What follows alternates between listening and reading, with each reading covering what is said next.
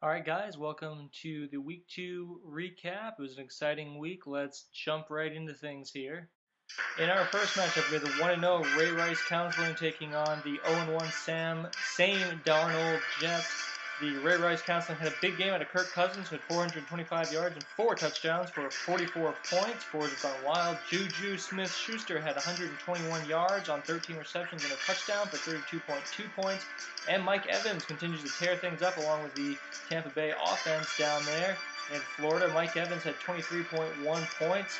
And Ray Rice will be taking on the 0-2 Team York next week. On the other side of things, same Darnold Jets had Matthew Stafford, who had a nice game, 34.1 points, but got nothing from wide receiver Demaryius Thomas or tight end Njoku. Njoku now has 7.7 points in 2 games at the tight end position for the same Darnold Jets. And the Ravens defense had -2 points, and they were rocked by Andy Dalton and company.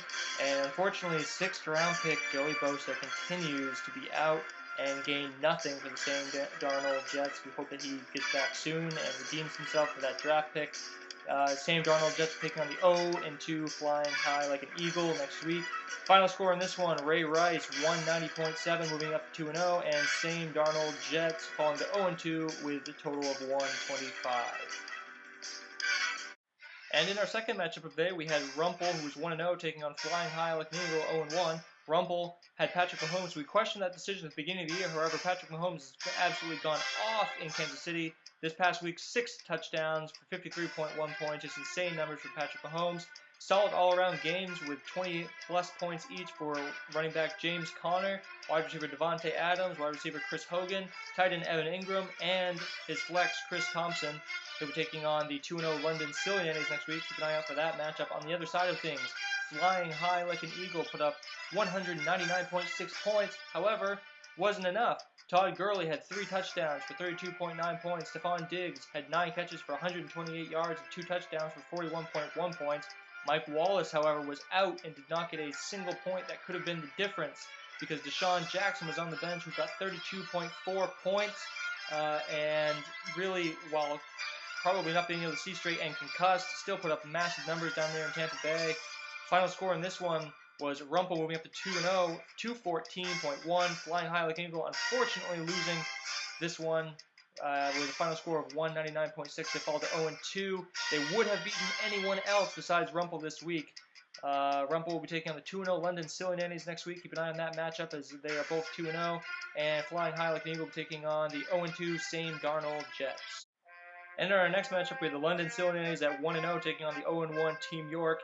London Sillianes really didn't have anything too special this week, but Adam Thielen had 34 points, which was his biggest score. The defensive back Kevin Byard had 15.7 points for defense. He picked up Antonio Gates, who didn't actually score a single point for him. On the other side of things, Team York had a really disappointing outings for Andrew Luck at 15.5 points. David Johnson continues to be a disappointment. He only got 5.6 points. Was projected to be the best running back in the league and has less than 100 rushing yards in 2 games for what looks to be a horrible Arizona offense. LaShawn McCoy was out early in the game, only managed to get 10.3 points again for a bad Buffalo offense, and Gronk was shut down by the Jacksonville defense, leading to only 3.3 points. The final score in this one was the London Sillianes 140 to Team York 110.3. So although London Sillianes did not put up the numbers he did in week 1, he was able to edge by with a win. He'll be taking on Rumpel next week, who's 2-0. He'll need to score more points in order to win that one. And Team York will be taking on the 2-0 Ray Rice Council. Now to what proved to be our closest matchup of the week, we had the 0-1 Adrian's Daycare taking on the 0-1 at LCL Tear. For Adrian's Daycare, Aaron Rodgers, with an injury, still managed to get 21 points. Wide receiver A.J. Green had 3 touchdowns, a really good game for him, but the running backs continue to struggle for Adrian's Daycare. Isaiah Correll only got 4.6 points, Carson only with 2.4. Will Adrian's Daycare be able to sort out some sort of deal here in order to get a running back in place?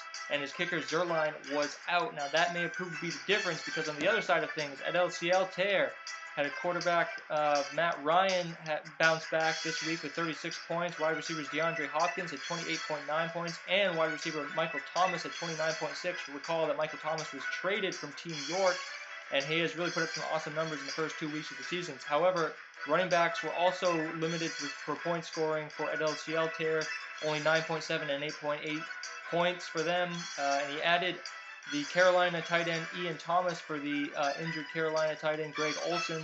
Didn't work out this week, but an interesting idea. We'll see if that helps him moving forward. Final score in this one was Adrian's Daycare 144.6, at LCL Tear 153.7. Next week, Adrian will be taking on Vic's Dog Sitting Service, who's 0-2, and at LCL Tear will be taking on Team Fitz-magic, who is 1-1. To our next matchup now, we had the 1-0 Team Fitz-magic taking on the 1-0 Tampa Two-Steppers. Team Fitz-magic had the lowest scoring team this week out of anyone. Blunt, Peterson, Fitzgerald, and Cobb all had under 10 points. His highest scorer was Tom Brady, who actually had a pretty bad game. Still managed to get 22.8 points. On the other side of things, the Tampa Two-Steppers are really looking to do something special this year. Cam Newton had 335 yards and 3 touchdowns for 35.8 points.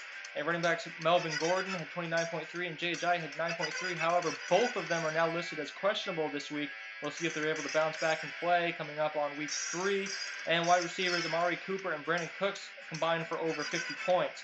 The final score in this one was Tampa Two-Steppers 190.2, Team Fitz-magic 101.4. And Team Fitz-magic are taking on the 1-1 at LCL Tear next week. And the Tampa Two-Steppers, who are now 2-0, will be taking on the 2-0 Team Bless 'em. Look out for that matchup, as that one is sure to be interesting. And in our final matchup of the week, we had the 0-1 Vic's Dog Sitting Service taking on the 1-0 Team Bless 'em. Vic's Dog Sitting Service had running back Christian McCaffrey over 100 receiving yards and 26.2 points. Wide receiver Emmanuel Sanders had another strong game with 19.8 points. But running back Jordan Howard continues to disappoint for what actually seems to be maybe an okay Bears team, but Jordan Howard only with 10.6 points. And Chris Boswell is dead to me at -1 points. I will not start him again this season. If anyone wants him, they can have him. He will be dropped shortly. On the other side of things, Team Bless 'em had tight end Travis Kelce absolutely go off, 109 yards, and caught 2 out of those 6 Patrick Mahomes touchdowns for 34.8 points. The Bears' defense actually got him 20.5 points, and late last night, we were projected to tie 142-142. However, with that Bears defense and the addition of Khalil Mack, he got it done. And the final score in this one was Team Bless 'em 158.6 and Vic's Dog Sitting Service 139.3. Vic's Dog Sitting Service falls to 0-2 and will be taking on the 0-2 Adrian's Daycare next week. Both teams looking for their first win. And Team Bless 'em will be taking on Tampa Two-Steppers, both teams 2-0.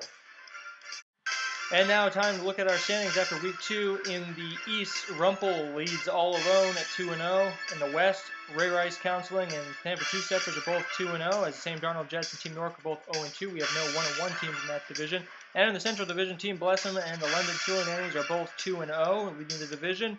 And we're only going to have a couple of 2-0 teams after week 3, as several play each other, so we'll have to check in again next week, as things could really look different here next week after those matchups. And that is week 2 in the books. Remember to set your lineups and prepare for buys coming up. We will check in again after week 3. Good luck, guys.